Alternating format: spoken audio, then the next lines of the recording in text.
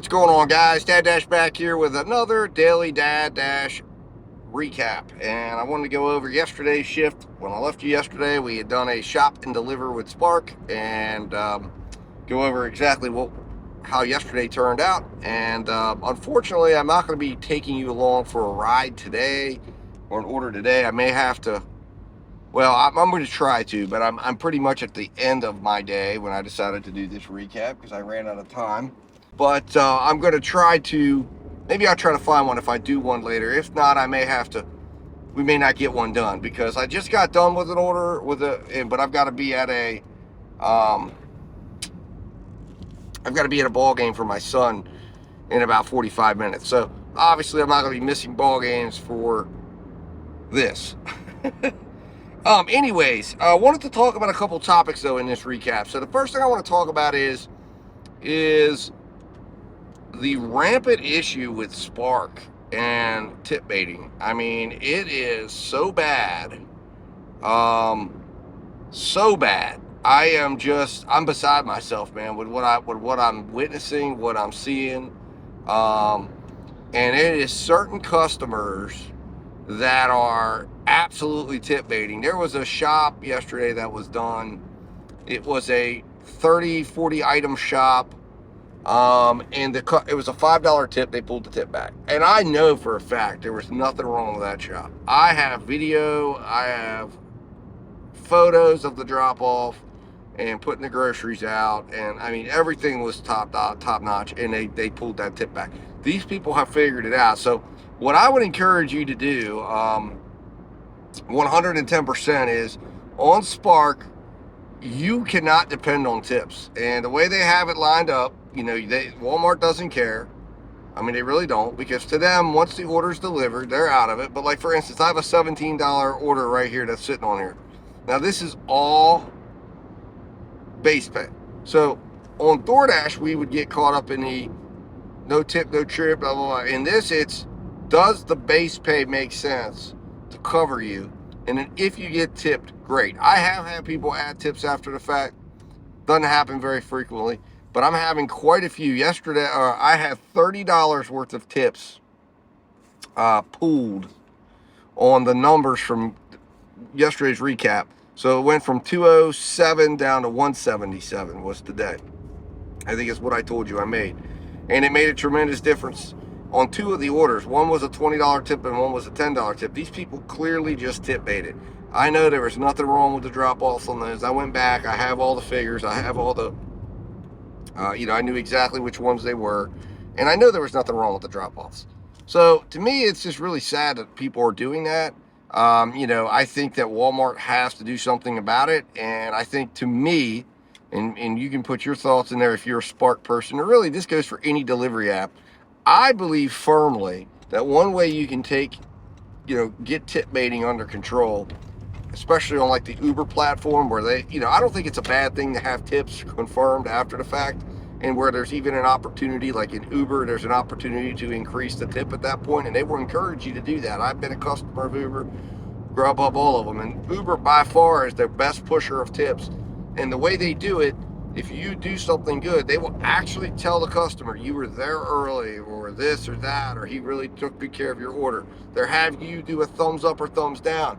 And when you give the thumbs up, they will recommend that they increase the tip.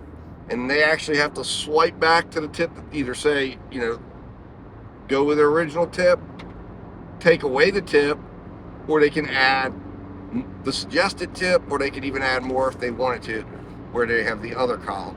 So I don't have a problem with confirming a tip, but what I think should have to happen is I think the apps should just make one small minor correction.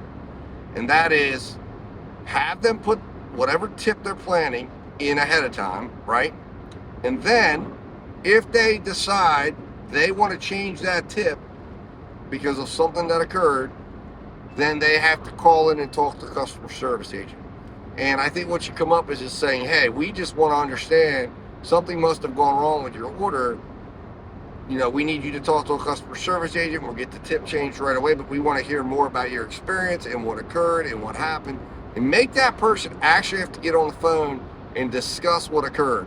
And then if they say, pop it up. call.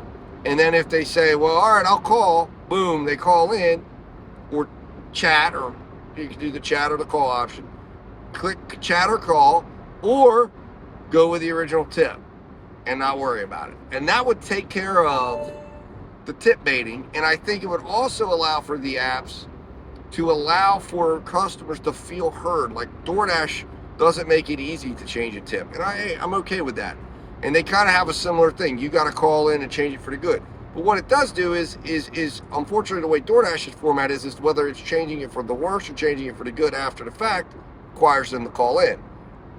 The best thing to do is make it easy to change it for the good, but make it difficult. And the app should want to talk to them. DoorDash, Uber Eats, Grubhub should want to talk to the customer to understand what's going on. And then it would also make sure that the customer is going to put down a fair tip ahead of time, and et cetera, et cetera. The other thing that should happen, in my opinion, is the apps should play with the customer like they play with us. They should increase, my opinion, increase the delivery fee based on the size of the tip. And that is one way that these apps could get ahead of the customer. So in other words, if the app says we need to deliver $10 to this dasher, but the app doesn't want to do, and the customer's planning a $3 tip.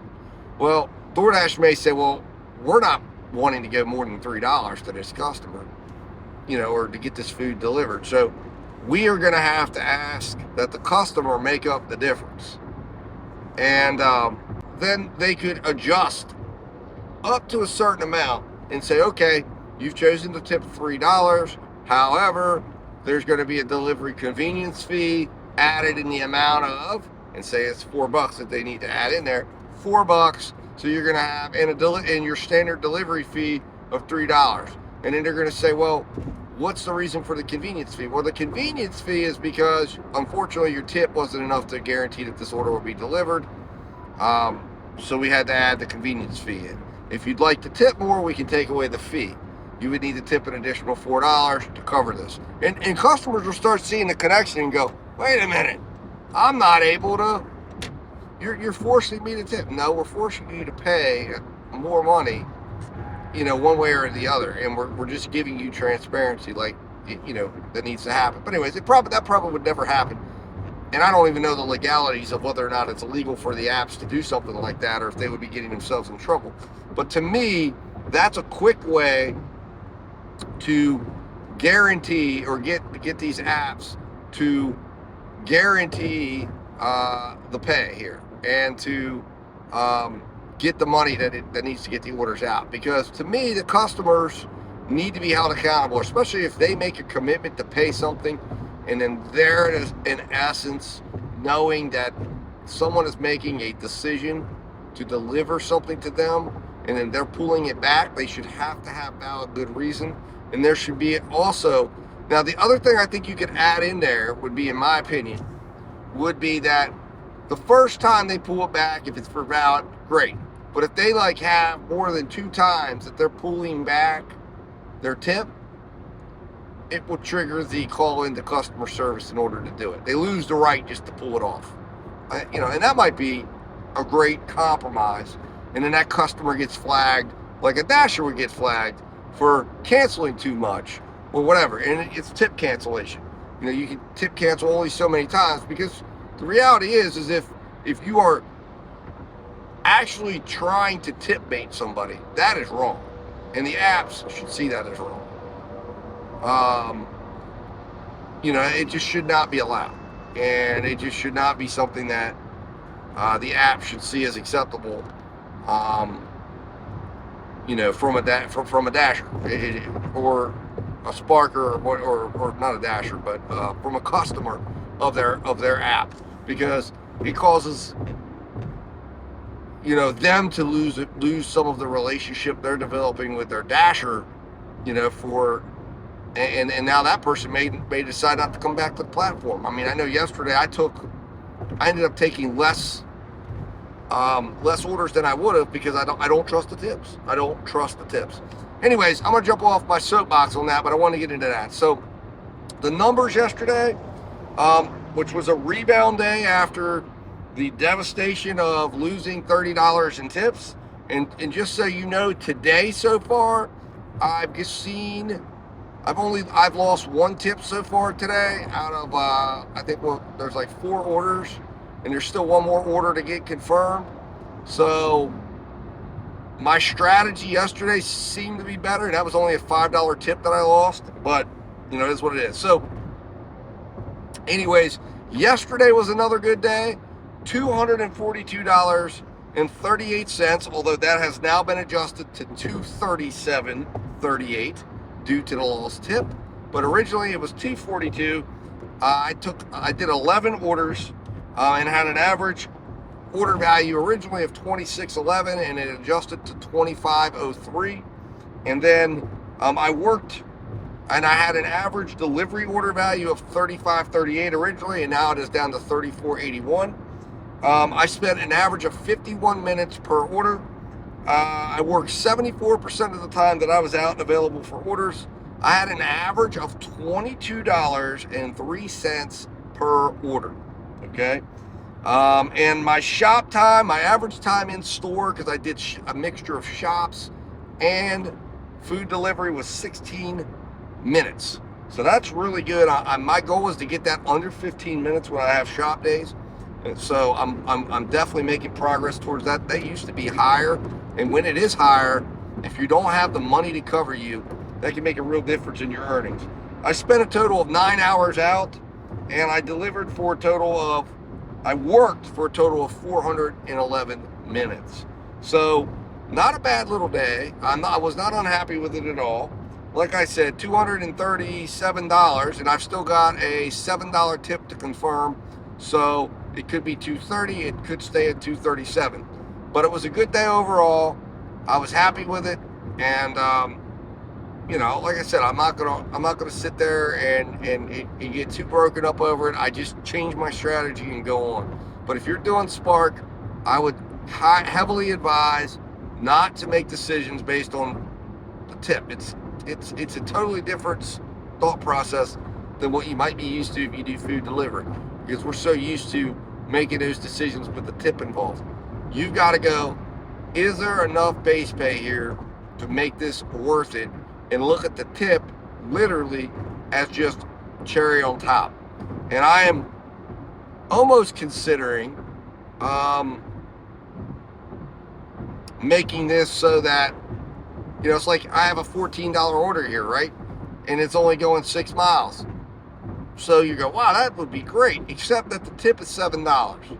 So the real order value I have to consider is, do I go $7.15, which is my real guarantee, for 6 miles? And the answer to that is no, even for 9 items. And at this store where the average wait time is about 12 minutes, it's not going to be worth it. So you got to just let those orders marinate, let them sit out there, and experienced Spark drivers are going to know you don't take that order yet, and you do something else until it either gets higher or maybe somebody else will come over and take it off the market.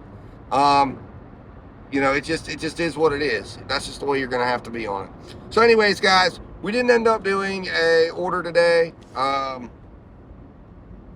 because, you know, I didn't have one to do, but we did talk about some things. Also, one other thing to let you guys know, I'm sure you're wondering, how many miles did you drive yesterday, Steve? And that is 143 miles for $1.69 a mile. So that wasn't bad either. You know, I'm not going to argue with that either. I don't think that's bad. Oh, here we go. Start shopping. Hagerstown. They must be short people up there. Let's see what this one looks like. That's $15. No, that's not a bad one right there. I'd consider that if I was up there. Start shopping. I will tell you this, though. The shops have degraded significantly as far as the amount of pay that they're doing. And Walmart is now down. It's down to $13.26. When Spark first came to town, it was $20. So, wow. Anyways, we're still making it work. It can still work. It's still better still than Instacart's $7 minimum and some of the other ones. But we'll see what happens as time progresses. Anyways, guys, I'm going to jump off here. Hopefully, you got something out of the discussion. I'd love to hear your opinion on tip baiting. I'd love to know what you think about a solution is. Do you think having the customer or requiring the customer to have to call in the customer service to confirm the change and go over why they're changing and discuss the issues they have with their order? Do you think it would make a difference? Do you think these apps should do that? And if you do me a favor and send it in as a comment to all of the apps and suggest that this is the way it should be. And I also believe that DoorDash needs to make it easier for an upward departure on the tip, and they should be doing the same thing, that if you get a 5-star order, there should be a suggestion to increase your tip. Hey, you think this guy was a 5-star driver, you gave him $3, why don't you consider giving him 5 now, or 6, or double the tip, or whatever, or a 20% tip? I think that would be fantastic, and I think it's little things like that that would absolutely help Dashers start believing in the DoorDash app a little bit more, and would take some of the heat off DoorDash for pay. And I think customers would appreciate it because they would be paying somebody instead of just paying them for services that haven't been rendered. They'd have the ability to say, hey, you know what, I have a little more control. And it would also encourage Dashers to be a little more cognizant of customer service if they knew they had the ability to make extra pay for their good customer service. Just a thought. All right, guys, stay safe, stay profitable. I'll talk to you.